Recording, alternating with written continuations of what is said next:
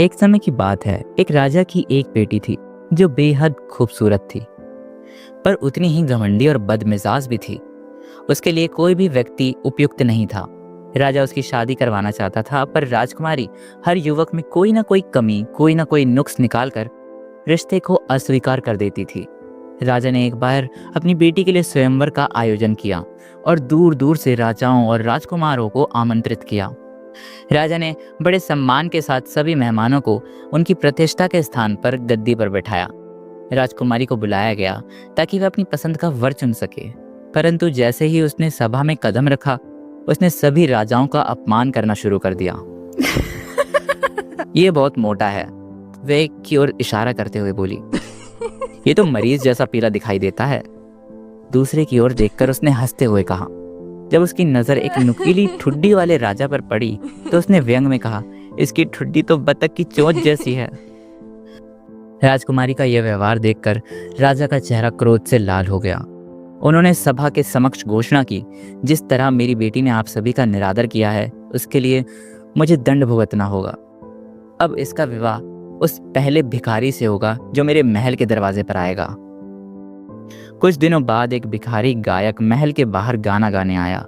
राजा ने उसे अंदर बुलाया और अपनी बेटी से उसका विवाह करवा दिया। राजकुमारी ने बहुत रो धोकर विरोध किया, पर राजा अपने वचन से पीछे नहीं हटे।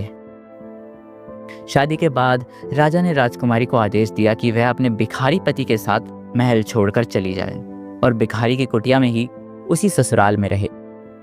राजकुमारी ने पैदल ही जंगल की ओर यात्रा शुरू की। ये पहली बार था जब राजकुमारी के लिए कोई पालकी नहीं सजी थी, बल्कि उसे अब नंगे पैर ही उस जंगल की खुदरीली जमीन पर चलना पड़ा था। जंगल बड़ा सुंदर और रमणीय था। राजकुमारी जंगल की खूबसूरती देखकर अपने भिखारी पति से पूछने लगी, ये सुंदर जंगल किसका है? उसने धीरे से पूछा। ये नुकीली ठुड्डी वाले राजा का है। काश तुमने उससे शादी की होती तो ये तुम्हारा होता। जब वे एक भव्य नगर के पास पहुंचे तो राजकुमारी ने फिर अपने भिखारी पति से पूछा, ये सुंदर सा नगर किसका है? ये भी उस नुकीली ठुड्डी वाले राजे का ही है। तुम्हें उससे शादी कर ही लेनी चाहिए थी, तो तुम इस राज्य की राजकुमारी होती। राजकुमारी के दिल में पछतावे की पीड़ा उमड़ने लगी। काश मैंने उस राजा का मजाक ना बनाया होता। आखिरकार वे एक छोटी सी झोपड़ी पर पहुंचे। भिखारी ने कहा, यही हमारा घर है, यहाँ हमें सब काम खुद करने होते हैं। राजकुमारी ने पहली बार चूल्हा जलाने की कोशिश की, परंतु असफल रही। भिखारी ने खाना पकाया और रूखा सूखा भोजन दोनों ने मन मार कर किया। अगले दिन भिखारी ने उसे जंगल से लकड़ियां लाने के लिए कहा। सख्त लकड़ियों की छुअन ने कोमल हाथों की नरम चमड़ी को चीर दिया। भिखारी ने उससे टोकरियां बुनने का काम सिखाया, लेकिन उसके नाजुक हाथों से खून निकल आया। भिखारी बोला, ये काम भी तुम्हारे बस का नहीं है। भिखारी ने उसे सूत काटने को कहा, परंतु यहाँ भी उसका वही हाल रहा। भिखारी ने अब उसको एक और काम पकड़ाया, तुम्हें अब बाजार जाकर मेरे बनाए हुए मिट्टी के बर्तन बेचने होंगे। राजकुमारी ने अपने डर के बावजूद ऐसा किया। वो बाजार गई और जैसा तैसा उससे बन पड़ा, बर्तन बेचने लगी। एक दिन एक सेनानी का घोड़ा उसकी दुकान से टकराया और सारे बर्तन टूटकर गिर गए। अपमान और उलझन से भरी हुई रोती हुई राजकुमारी घर लौटी। तुम इतनी बेवकूफ हो कि बाजार के कोने में बैठ गई, भिखारी चिल्लाकर बोला। अब तुम्हें राजा के महल में रसोई का काम करना होगा। आखिर कहीं ना कहीं से हमें जीवन जीने के लिए पैसा तो चाहिए ही होगा ना। राजकुमारी ने रसोई में गंदे से गंदा काम किया।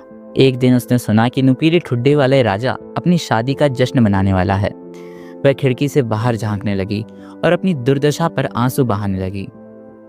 वह अपनी टोकरी में बचा हुआ गोश्त लेकर बाहर निकल रही थी। तभी एक भव्य राजकुमार उसके पास आया।